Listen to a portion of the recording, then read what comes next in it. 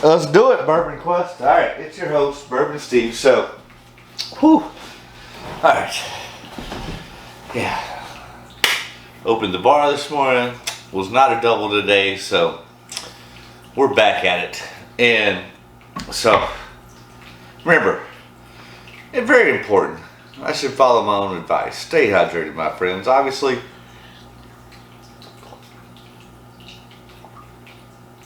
I did not do a good job of staying hydrated on the last video when I did. So go back and watch that. It's quite entertaining, in my opinion. But yeah, I did the Elijah Craig Barrel Proof, all three batches from this year, A122, B522, and C922. And I came out on the losing end of that deal. I apologize about that, but hey, I'm always going to give you real content, unique content. I'm not going to try and sugarcoat anything. Am I proud of that? No, but you know, when you're drinking quite a bit of barrel proof whiskey, sometimes that's going to happen. So I do apologize. I try to drink responsibly most of the time, but always not all the time, as you saw in the last video. So I got someone ringing the doorbell, so I'll be right back. Okay, there we go. All right, we're back at it. So that's kind of interesting. So remember, yeah, not my proudest moment, but hey, I ain't gonna hide anything. It happens. I was drinking barrel proof whiskey, and I came out on the losing end of that. So it is important to stay hydrated. It's also important to drink responsibly. I know that's not always going to be the case, but should be the case the majority of the time, which hopefully if you watch the channel for any period of time, I think you'll agree that the majority of the time I am doing it responsibly. Occasionally get carried away and, you know, things go awry, but hey, that is what it is. And so stay hydrated, my friends. So anyways, all right.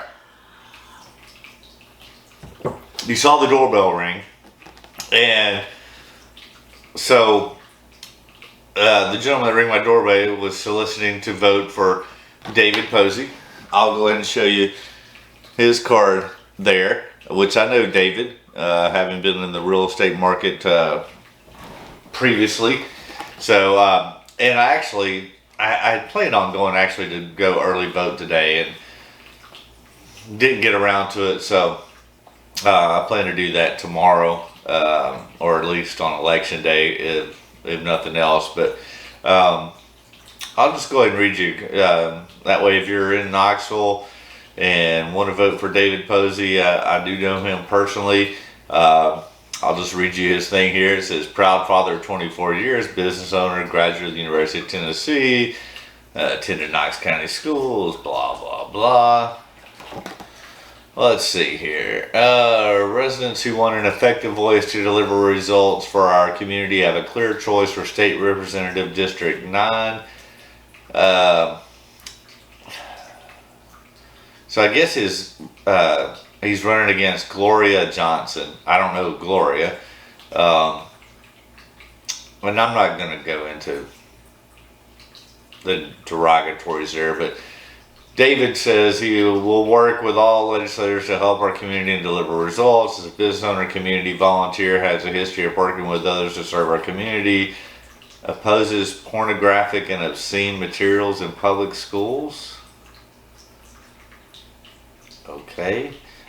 Supports protecting female supports to ensure opportunity for all.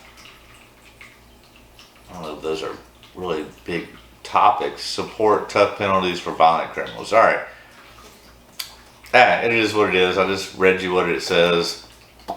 I do know David personally. I do plan on voting for him, but just was kind of ironic. But I think more importantly, the thing is that as United States citizens, it really is our duty to vote, regardless of which side of the aisle you're on or your political views, or they differ from mine. That's fine. Just go vote, do your civic duty, and vote. I think it's very important. it does matter and it does affect us. So by all means, go vote. All right, let's get back to what we're here for, and that's the whiskey. So yeah, so I thought number one is we're gonna do two things. Number one, we're gonna kill this Michter's single barrel 10-year-old, and then we're also gonna see, was I wrong? Because my initial review of this was not good. I didn't think it was terrible. I think I paid $200 for it. MSRP might be like more like $150. Irregardless, it's hard to come by, and it was one that I chased for probably about 2 years until I acquired it, and it was probably, my initial review was that I was extremely disappointed. So it's had a little more time in the bottle. We're down to the last pour. So we'll do two things in one. We'll kill a bottle tonight, and we'll see, was I wrong? Good man down. Maybe, I don't know. Maybe it wasn't a good man down. But nonetheless, bottle kill. So, yeah, you can go back and watch when I first reviewed this, because like I said, it was a bottle that I chased for about 2 years, and when I did acquire it, was underwhelmed to say the least. But no, I get, on the nose I get cherry, I get orange, vanilla, caramel. The nose is super sweet. What's the proof on this? So, alright, I should read this, by the way.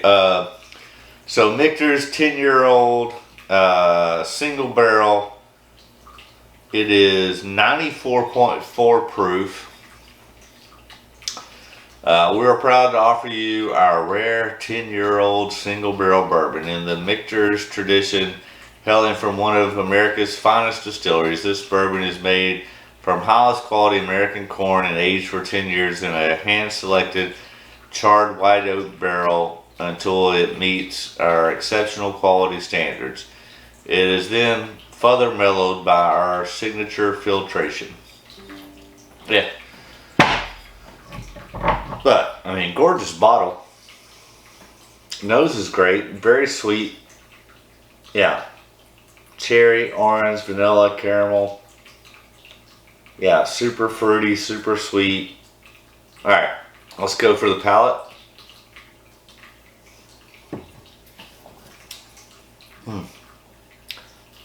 I mean, if you like super sweet, this is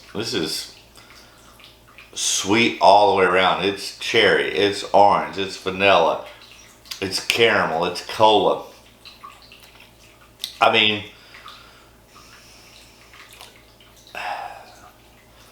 do I like it better now than on my initial review? Yes, I do. Do I think it's worth what I think I paid for it? Was right at $200? No. I still don't think that. I think MSRP, you can let me know, Bourbon Quest. I believe MSRP is at $150, but your chances of finding it at that are probably slim. My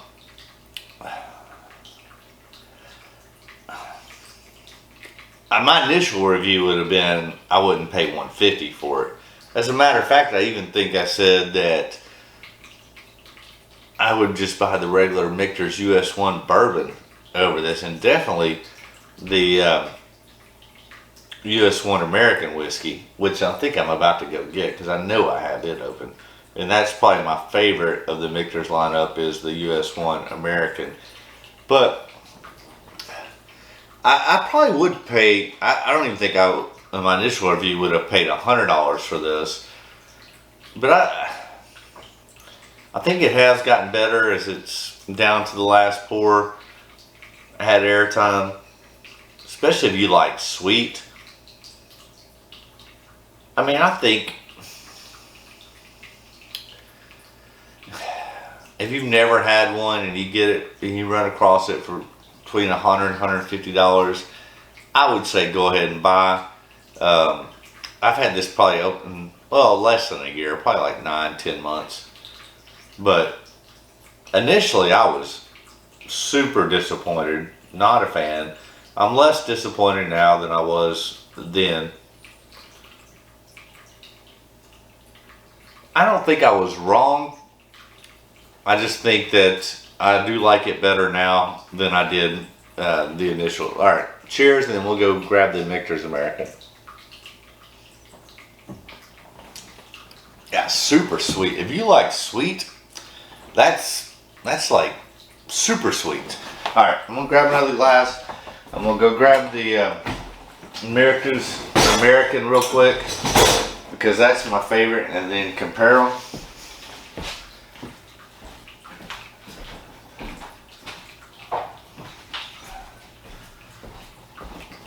So this is the Michter's American, which again I know is probably hard to find, probably around 55, 60 bucks.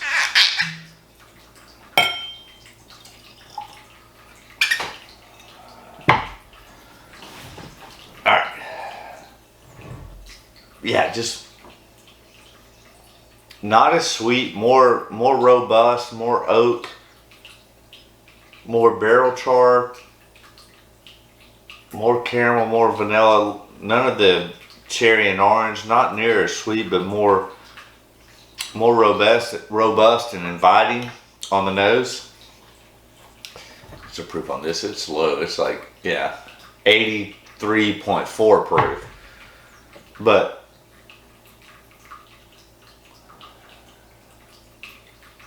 yeah, this is super sweet. This is just denser, more robust, more char and barrel oak. All right, let's taste it.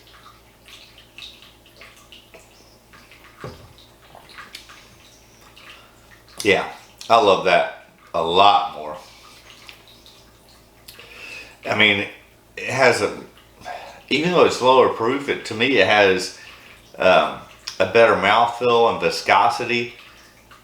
Not as sweet, more robust, more balanced. This is just, and if you like sweet, you'll probably love this Michter single barrel 10-year. Granted, it's a single barrel, so they are going to vary, but I don't think I was wrong on the Michter's 10-year. I think I just had such high expectations on it that my initial review was not flattering. I do like it more than I did now. If I saw it between one, I don't freaking know because everything's freaking going up. I mean, my initial thinking is if I saw it between 1 and 150, because this is the only bottle I ever had of it, and being a single barrel, would I give it a second chance? Between 1 and 150, more than likely I would. Above 150, no, I'm gonna pass it. I mean, you had your shot. You didn't deliver. So, I mean, I'll give you a second shot if I can get it between 1 and 150, which is extremely doubtful. I mean, it took me 2 years to get it, to find it, and pay $200 for it. So, probably something that I'm never going to have again. Just because I think for what it's priced at, it doesn't deliver.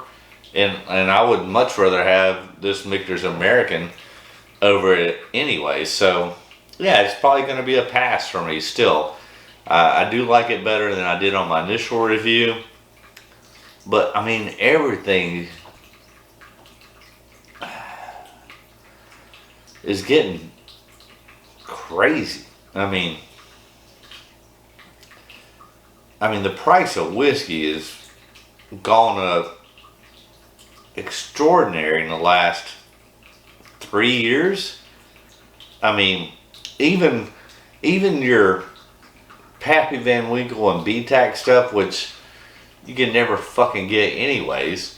But, you know, I just actually last night did my ranking of 1 through 11. It was all the Pappy Van Winkle and B-Tac.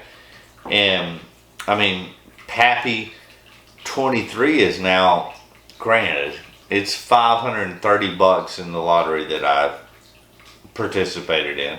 And I ranked it like, the Pappy 23, I think I ranked it about 8th. Just because I think after over 20 years, it becomes over-aged, over-oaked, blah, blah, blah, and expensive, which I understand that the Pappy 23 probably goes around $5,000 or more on the secondary market, which I would never freaking pay. I mean, if I get the Pappy 23, will I plop down to $530? Yeah. But that's also why I ranked it like 8th, because I just would rather not. I don't think anything's really worthy of over $500 for something that you're consuming to enjoy, because there's great bottles between, 40 to $80 that you can enjoy and share and blah, blah, blah. The whole Pappy Van Winkle and B-Tac is all about, while I think they're good, well, I've never had them, but while I would think that they're good, it's more about the scarcity, the rarity, showing off that, you know what I'm saying. My is bigger than your, I don't care about that. I really don't. Would I like to have them? Would I like to try them? Would I like to enjoy them? And see, I just do not believe that they would live up to the hype. I mean, this Michter's did not live up to the hype. I mean, I chased this for 2 years. Was it worth the $200 I paid for it? Hell no.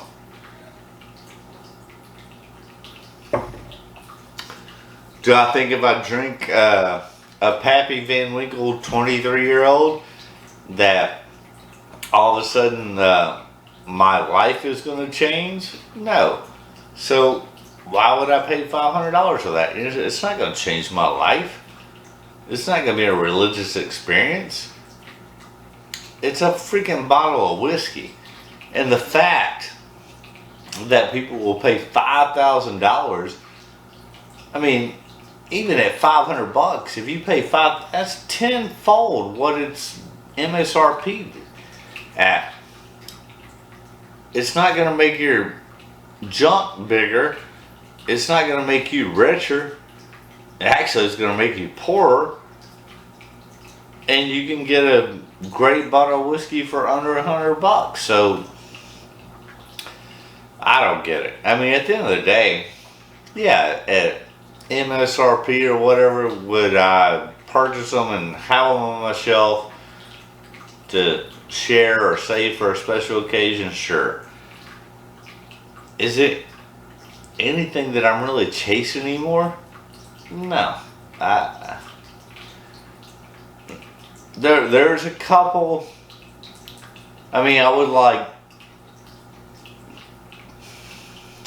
there's a couple I would like to have or enjoy. I mean, I'll go ahead and share that in the lottery that I just entered in last night. My number one bottle was William LaRue Weller. Yeah, I do want that badly. And then I started, it was all the Pappy Van Winkle and B-Tac, so there was 11 bottles. So I kind of alternated them between William LaRue Weller was number one, and then number two I chose Pappy 15-year-old, because I think, from what I understand, from what I've heard from other people, that's probably the best one. And then I alternated between B-Tac and Pappy until it got to the rye. And then I put all the ryes at the bottom because I'm not a big rye guy. Sazerac, 18-year-old rye, or 17, I forget. Uh, the Van Winkle rye.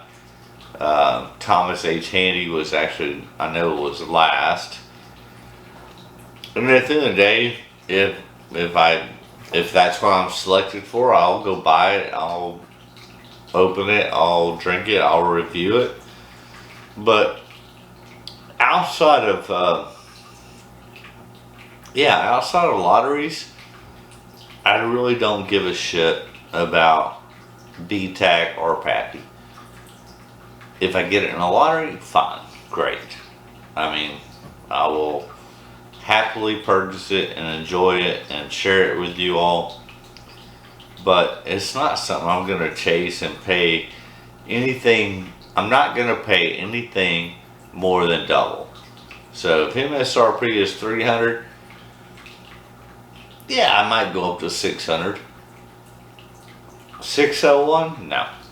I'm telling you, I'm not, because it's not worth it. Yeah. You do you, I'll do me. We'll be a happy family. Cheers, Bourbon Quest.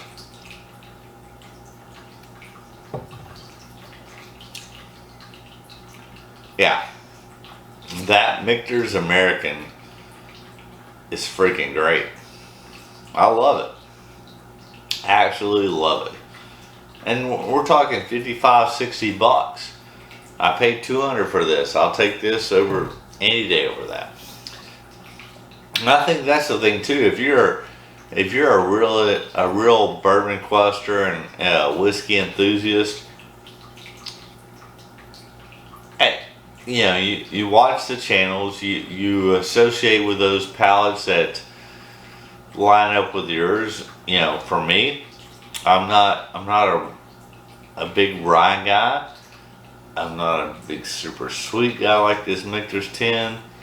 I'm more your traditionalist classic bourbon. I'm not a big finish bourbon, although there's been several that I've liked and enjoyed. I'm not against any of those things. It's just not, you know, my typical wheelhouse. So I think as you continue your bourbon quest, you just want to align yourself with those people that are similar to you and, yeah, give you good information, good advice, which hopefully I do for you. And if you think so, hey, if you haven't done so, hit that damn subscribe button, yo. That helps the channel up. And then do yourself a favor, ring that bell for notifications. That way you don't miss a damn thing here on Bourbon Quest. And as always, leave a comment. Let me know what you think, what your ideas and thoughts are.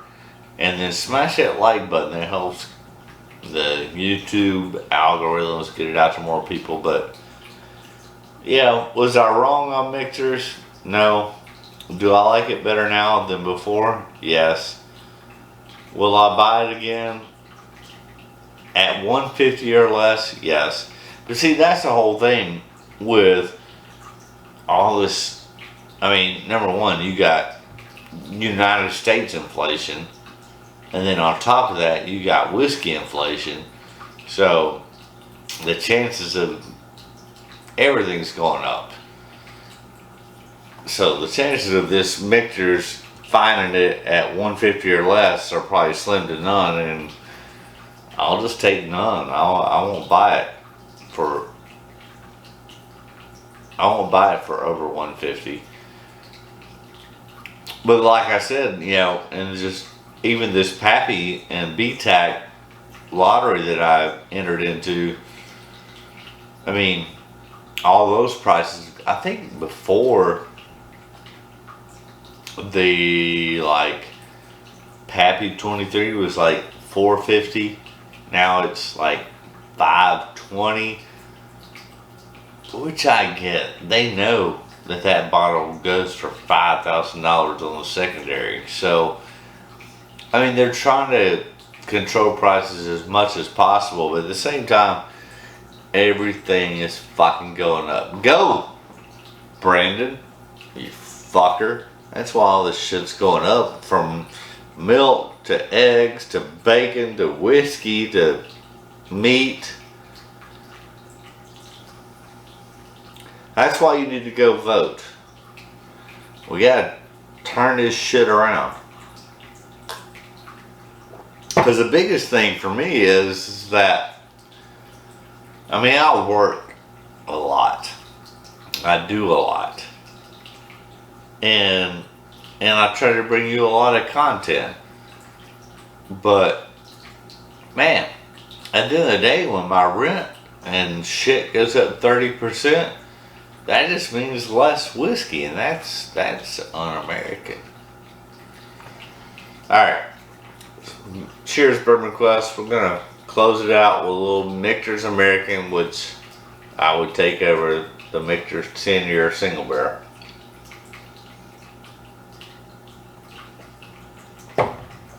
Oh, yeah. That's a wrap. Go vote. Drink more whiskey. And remember, as always, my wish for you is that all your Bourbon Quest dreams come true. Ha ha! That's a go. We killed the bottle.